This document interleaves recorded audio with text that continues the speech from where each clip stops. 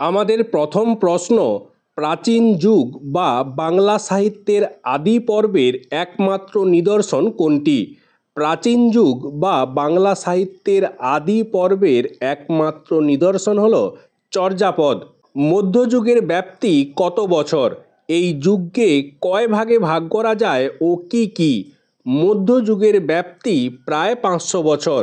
এই যুগকে দুভাগে ভাগ করা হয়, আদি মধ্যযুগ ও অন্ত মধ্যযুগ। এর পরের প্রশ্ন, ব্রজবুলি ভাষার পরিচয় দিন। মৈথিলিতে লেখা বিদ্যাপতির পদগুলি পরবর্তীতে বাংলা, অসম, ওড়িয়া, নেপাল প্রভৃতি অঞ্চলে প্রচারিত হলে এতে অনেক স্থানীয় ভাষা প্রবেশ করার ফলে একটা কৃত্রিম ভাষা প্রচলিত হয়, যার নাম দেওয়া হয় ব্রজবুলি। এখানে বলে রাখা ভালো, বৈষ্ণব ভক্ত এবং বাঙালি পাঠকেরা মনে করতেন ব্রজবুলি হল বৃন্দাবন মথুরার ভাষা। রাধাকৃষ্ণ বৃন্দাবনে এ ভাষাতে কথা বলতেন, কিন্তু ভাষাতাত্ত্বিকেরা দেখিয়েছেন ব্রজধামের ভাষা হল ব্রজভাষা বা ব্রজভাষা। এর পরের প্রশ্ন, দায়ভাগ ও স্মৃতিমীমাংসা গ্রন্থ দুটির রচয়িতাদের নাম লিখুন। দায়ভাগ গ্রন্থটি জিমুদবাহনের এবং স্মৃতিমীমাংসা গ্রন্থটি ভবদেবের লেখা। আমরা চলে যাব এর পরের পেজের পরের প্রশ্নে।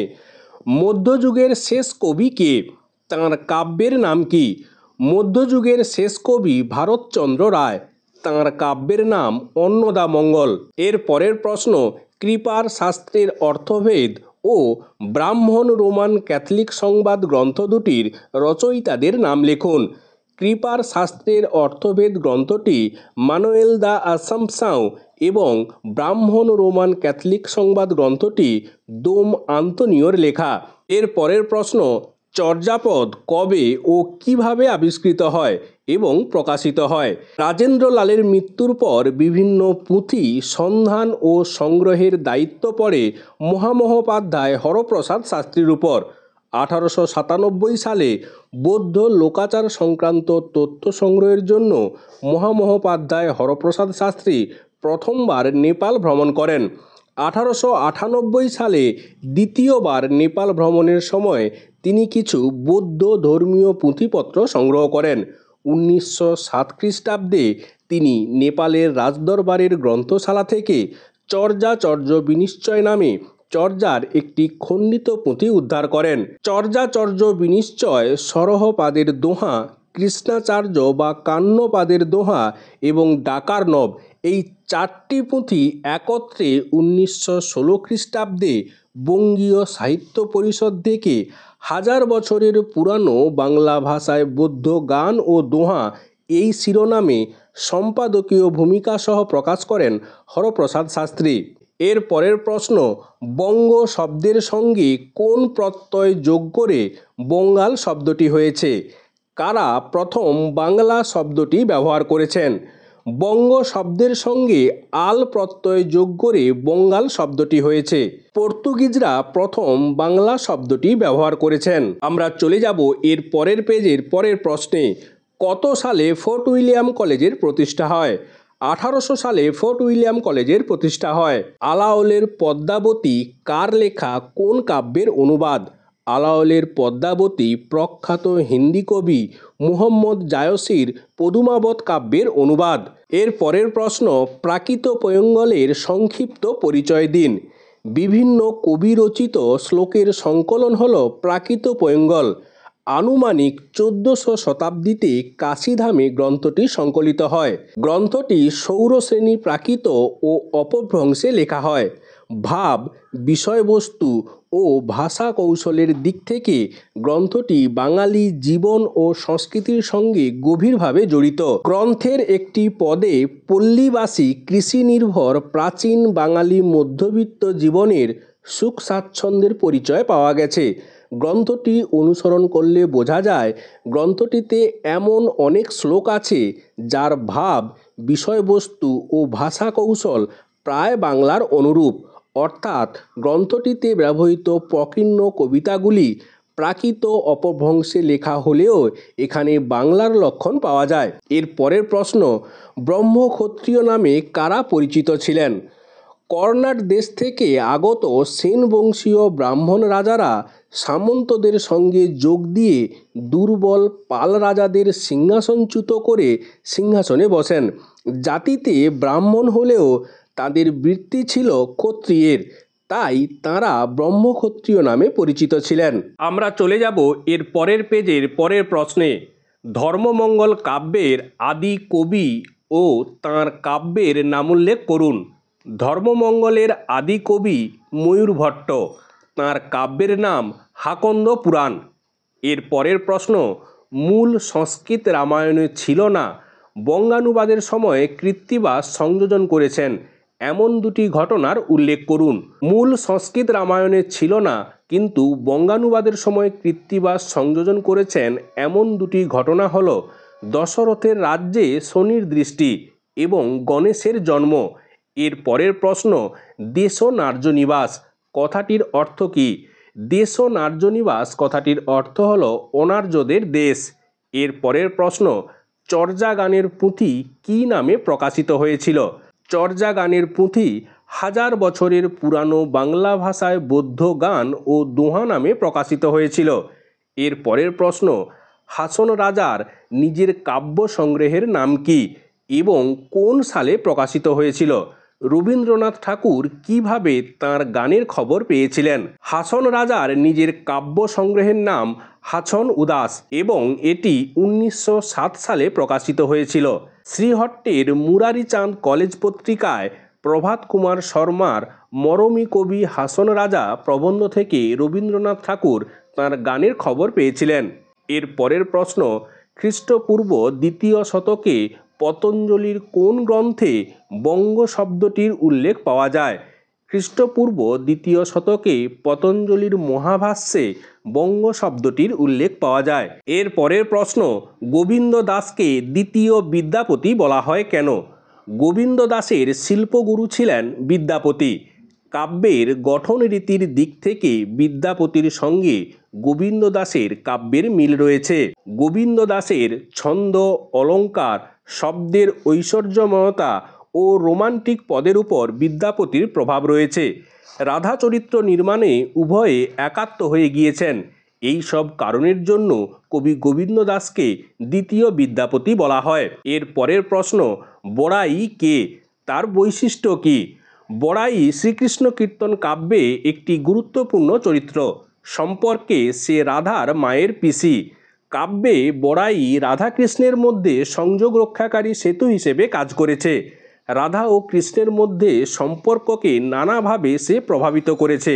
এই চরিত্রটির প্রধান বৈশিষ্ট্য হল এর কপটতা, চালাকি এবং কৌতুকপূর্ণ ব্যবহার। এর পরের প্রশ্ন, চণ্ডীমঙ্গল কাব্যে বর্ণিত দুটি খল চরিত্রের নাম লিখুন। ভানু দত্ত এবং দুর্বলা দাসী। আমরা চলে যাব এর পরের পেজের পরের প্রশ্নে। লালনের শেষ বয়সের ছবি কে এঁকেছিলেন? প্রবাসী পত্রিকায় রবীন্দ্রনাথ ঠাকুর লালনের কটি গান প্রকাশ করেন এবং কোন সালে? জ্যোতিরিন্দ্রনাথ ঠাকুর লালনের শেষ বয়সের ছবি এঁকেছিলেন। 1322 সালে রবীন্দ্রনাথ ঠাকুর প্রবাসী পত্রিকায় লালনের 20টি গান প্রকাশ করেন। এর পরের প্রশ্ন, ইফতিকার উদ্দিন বিন বখতিয়ার খলজি কত সালে বঙ্গদেশ আক্রমণ করেছিলেন এবং এর ফলে কোন রাজা সিংহাসনচ্যুত হয়েছিলেন? ইফতিকার উদ্দিন বিন বখতিয়ার খলজি 1202 সালে বঙ্গদেশ আক্রমণ করেছিলেন এবং এর ফলে রাজা লক্ষণ সেন সিংহাসনচ্যুত হয়েছিলেন। এর পরের প্রশ্ন, টিকা লিখুন। তন্ত্রবিভূতি। উত্তরবঙ্গের প্রাচীন কবি তন্ত্রবিভূতি সম্ভবত সপ্তদশ শতাব্দীর প্রথম ভাগের কবি। ডক্টর আশুতোষ দাস তন্ত্রবিভূতির গ্রন্থটি আবিষ্কার করে প্রকাশ করেন। ডক্টর সুকুমার সেন জানিয়েছেন, তন্ত্রবিভূতির আসল নাম বিভূতি। জাতিতে তাঁতি হওয়ার জন্য তিনি এই নাম নিয়েছেন। মনে হয় কবি জাতিতে তাঁতি ছিলেন, তাই ভণিতায় নিজেকে তন্ত্রবিভূতি বলিয়াছেন। আবার অনেকে মনে করেন যে ইনি তান্ত্রিক ছিলেন বলে বিভূতি নামের সঙ্গে তন্ত্র যোগ হয়েছে। তাঁর কাব্যের নাম মনসা পুরাণ, কিন্তু উত্তরবঙ্গে এটি তন্ত্রবিভূতি নামে পরিচিত। আমাদের পরের প্রশ্ন, লালন সাঁইয়ের দুটি গানের প্রথম পংক্তির উল্লেখ করুন। আমি একদিনও না দেখিলাম তারে। তোমার মতো দয়ালু বন্ধু আর পাবো না। এর পরের প্রশ্ন, বাংলায় ইসলামী শাসনের সময়কাল উল্লেখ করুন। 1202 সালে ইফতিকার উদ্দিন বিন বখতিয়ার খলজি বঙ্গদেশ আক্রমণ করেন ও রাজা লক্ষণ সেন সিংহাসনচ্যুত হন। এরপর থেকে বাংলায় ইসলামী শাসন শুরু হয় এবং 1757 সালে পলাশির যুদ্ধের পূর্ব পর্যন্ত বাংলায় ইসলামী শাসন কায়েম ছিল। এর পরের প্রশ্ন, চণ্ডীমঙ্গলের দুটি কাহিনী কি কি? কোন কোন মূল চরিত্র এই দুটি খণ্ডে রয়েছে? চণ্ডীমঙ্গলের দুটি কাহিনী হল আখেটিক খণ্ড এবং বণিক খণ্ড। চণ্ডীমঙ্গল কাব্যের দুই খণ্ডের উল্লেখযোগ্য চরিত্রগুলি হল ব্যাদ কালকেতু, তার স্ত্রী ফুল্লরা, ভাঁড়ু দত্ত, বণিক সমাজের প্রধান ধনপতি, তার প্রথমা স্ত্রী লহনা, লহনার খুড়তুতো বোন খুল্লনা, দাসী দুর্বলা এবং খুল্লনার সন্তান শ্রীমন্ত। এর পরের প্রশ্ন, বাংলা সাহিত্যের ইতিহাসের যুগ বিভাজনগুলির কালপর্ব উল্লেখ করুন। আচার্য সুনীতি কুমার চট্টোপাধ্যায়, ডক্টর সুকুমার সেন প্রমুখ জনেরা প্রাপ্ত বাংলা সাহিত্যের নিদর্শন, বাংলা ভাষা ও ভাষার বিবর্তন এবং অন্যান্য বিষয়কে সামনে রেখে বাংলা সাহিত্যের হাজার বছরের ইতিহাসকে প্রধানত তিনটি পর্যায়ে বিভক্ত করেছেন।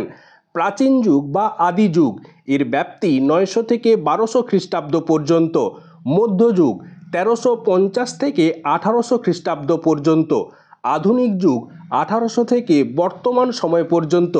এখানে একটা প্রশ্ন মনে দেখা দিতে পারে, এই যে প্রাচীন যুগ যেটা শেষ হচ্ছে 1200 খ্রিস্টাব্দে, তাহলে মধ্যযুগ এর পরেই শুরু হয়ে যাওয়ার কথা, কিন্তু মধ্যযুগ শুরু হচ্ছে 1350 থেকে। তাহলে এই মধ্যিখানের সময়টা কোথায় গেল?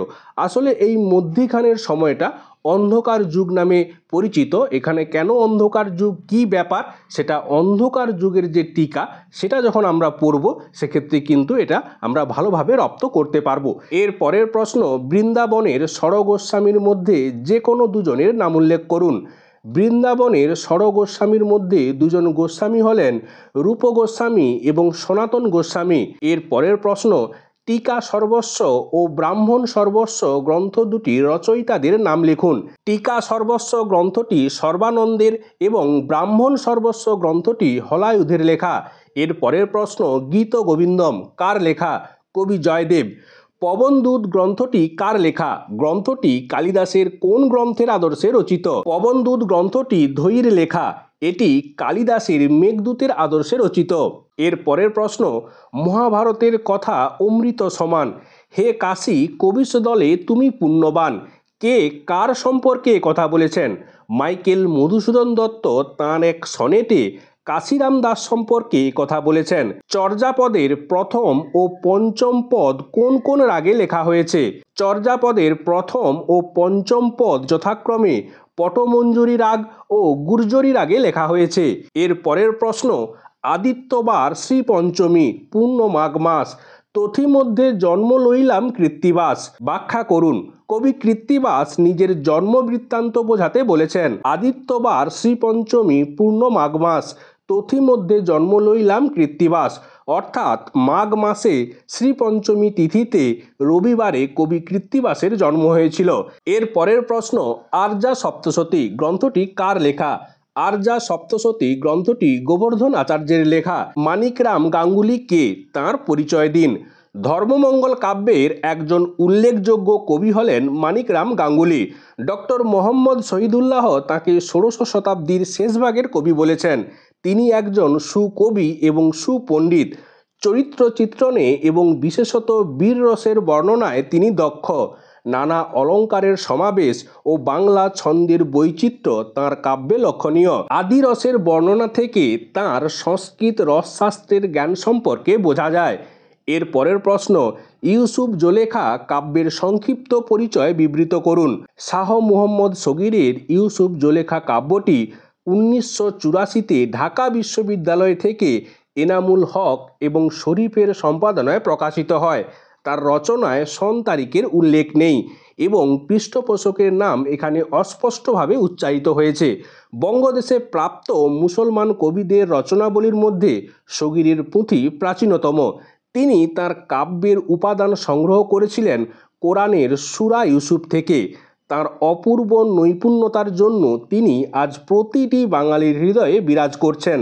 তার ভিন্ন চিন্তা ও চেতনার জন্য বিশ্ব দরবারে বাংলা সাহিত্য আজ বিশেষভাবে পরিচিত।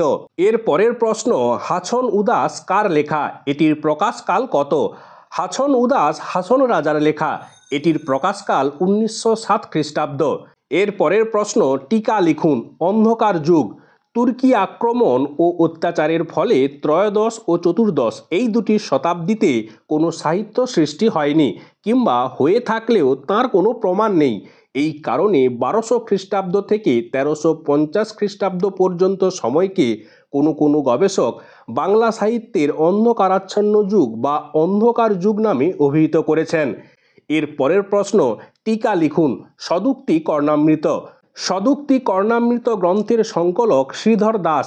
তাঁর পিতা বটু দাস ছিলেন রাজা লক্ষণ সেনের বিশেষ বন্ধু ও প্রতিরাজ।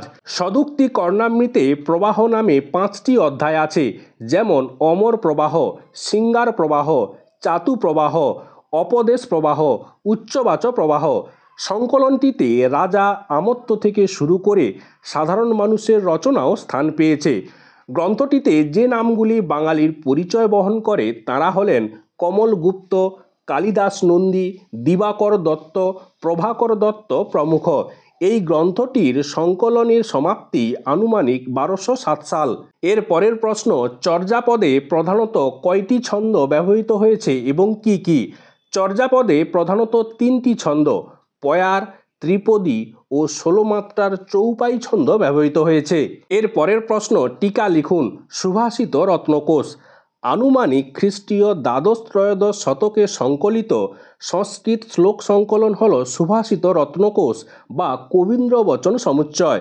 গ্রন্থটির অনেক শ্লোকের রচয়িতাগণ বাঙালি বলে মনে করা হয়, কারণ ক্ষুদ্র অথচ সুলিখিত এই শ্লোকগুলি সমকালীন বাঙালি জীবন ও রুচির একটি চিত্র তুলে ধরে। পুঁথিটির প্রথম দিকে কিছু অংশ নষ্ট হয়ে যাওয়ায় এর প্রকৃত নাম বা পরিচয় জানা যায় না। এফ.ডব্লিউ. থমাস গ্রন্থটিকে কবীন্দ্রবচন সমুচ্চয় নাম দিয়ে 1912 সালে এশিয়াটিক সোসাইটি থেকে প্রকাশ করেন। পরবর্তীতে একটি সম্পূর্ণ পুঁথি পাওয়া যায়, সেখানে সংকলনটির নাম পাওয়া যায় সুভাষিত রত্নকোষ। এখানে অনেক বাঙালি কবির নাম পাওয়া যায়, মধুশীল, রতি পাল, বিনয় দেব প্রমুখ।